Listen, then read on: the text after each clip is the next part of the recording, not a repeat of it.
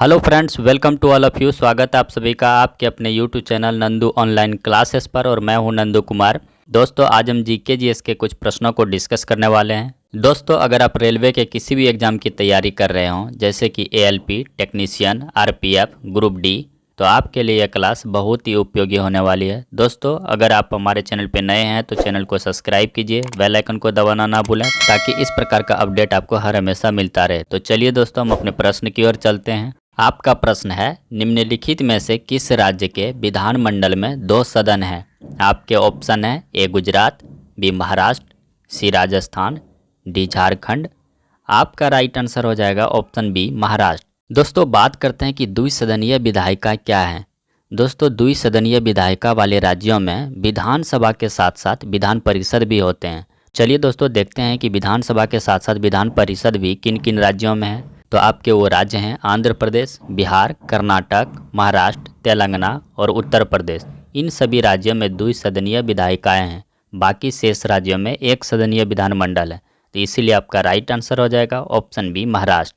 महाराष्ट्र में द्विसदनीय विधायिकाएं हैं। आपका नेक्स्ट प्रश्न है, निम्नलिखित में से कौन सी नदी भारतीय रेगिस्तान की एकमात्र बड़ी नदी है? आपके ऑप्शन है ए कोसी नदी, बी बेतवा नदी, सी लूनी नदी, डी बनास नदी।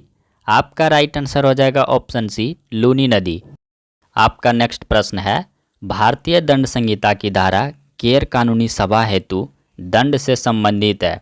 आपके ऑप्शन है ए 135, बी 166, सी 159, डी 143। आपका राइट आंसर हो जाएगा ऑप्शन डी 143। भारतीय दंड संहिता की धारा 143 के तहत जो कोई भी व्यक्ति एक गैर कानूनी सभा का सदस्य है, उसे किसी एक अवधि के लिए कारावास, जिसे 6 महीने तक बढ़ाया जा सकता है, या जुर्माना, या दोनों के साथ दंडित किया जा सकता है। आपका नेक्स्ट प्रश्न है, ऐहोल डैश की राजधानी थी? आपके ऑप्शन है ए चालुक्यों की, बी पल्लवों की, सी पांड्यों की, डी चोलों की। आपका राइट आंसर हो जाएगा ऑप्शन ए चालुक्यों की। दोस्तों, ऐहोल जो है चालुक्यों की पहली राजधानी थी, जहां उन्होंने 6ठी शताब्दी ईस्वी पूर्व के कई मंदिरों का निर्माण किया था। बाद में 543 ईस्वी में पुलकेशिन प्रथम के द्वारा राजधानी को बादामी में स्थापित कर दिया गया। तो चलिए दोस्तों, इन सभी पॉइंट को आपको याद रखना है। आपका नेक्स्ट प्रश्न है, महापद्म नंद ने डैश साम्राज्य पर शासन किया था? आपके ऑप्शन है ए अवंती, बी वत्स, सी कौशल, डी मगध। आपका राइट आंसर हो जाएगा ऑप्शन डी मगध। दोस्तों, पुराणों के अनुसार महापद्म नंद मगध वंश के नंद साम्राज्य के पहले सम्राट थे, इसीलिए आपका राइट आंसर हो जाएगा ऑप्शन डी मगध। आपका नेक्स्ट प्रश्न है, त्रिपुरा का एक प्रमुख पर्व है जिसमें पालतू पशुओं और धन संपत्ति के देवी देवताओं की पूजा की जाती है। आपके ऑप्शन है ए गरिया पूजा, बी केर पूजा, सी खर्ची पूजा, डी लंपारा पूजा। आपका राइट आंसर है ऑप्शन ए गरिया पूजा।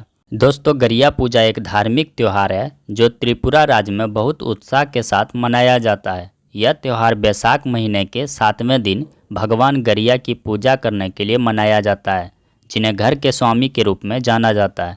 आपका नेक्स्ट प्रश्न है, बिहार विधानसभा ने अनुसूचित जाति, अनुसूचित जनजाति, अत्यंत पिछड़ा वर्ग के लिए आरक्षण कोटा को 50% से बढ़ा करके कितना % करने के लिए एक विधेयक पारित किया है?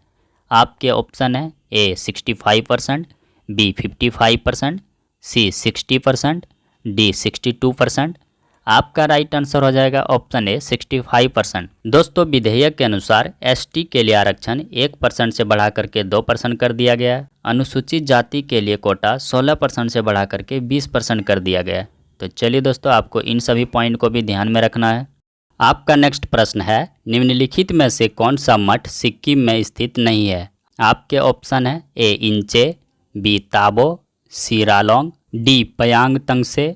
आपका राइट आंसर हो जाएगा ऑप्शन बी ताबो। दोस्तों, ताबो मठ जो है ये हिमाचल प्रदेश में स्थित है, इसलिए आपका राइट आंसर हो जाएगा ऑप्शन बी। आपका नेक्स्ट प्रश्न है, मृदा की नमी को बनाए रखने के लिए जैविक पदार्थों की एक परत से अनावृत भूमि ढकने की प्रक्रिया को डैश कहा जाता है?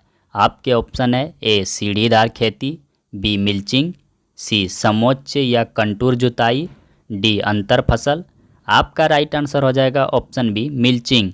दोस्तों, मिल्चिंग जो है पौधों के बीच की खाली ज़मीन को पुआल जैसे कार्बनिक पदार्थों की परत से ढकने की एक प्रक्रिया है, इसलिए आपका राइट आंसर हो जाएगा ऑप्शन बी। आपका नेक्स्ट प्रश्न है, निम्नलिखित में से कौन सा पशु वैदिक भारत में अश्वमेध अनुष्ठान से संबंधित था? आपके ऑप्शन है ए हाथी, बी घोड़ा, सी बकरा, डी बैल।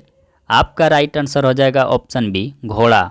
दोस्तों अश्वमेध जो है एक घोड़े की त्याग की रस्म थी जो प्राचीन भारत के वैदिक धार्मिक संस्कारों में सबसे भव्य था। दोस्तों इसका इस्तेमाल प्राचीन भारतीय राजाओं द्वारा अपनी शाही संप्रभुता को साबित करने के लिए किया जाता था, इसलिए आपका राइट आंसर हो जाएगा ऑप्शन बी घोड़ा। दोस्तों आपका प्रश्न यहीं पे समाप्त होता है। आप हमें कमेंट करके बताइए कि ये वीडियो आपको कैसा लगा। अगर अच्छा लगा हो तो लाइक बटन को प्रेस जरूर करें और चैनल पर नए हैं तो चैनल को सब्सक्राइब करके हमें सपोर्ट जरूर करें। धन्यवाद। Thanks for watching to all of you.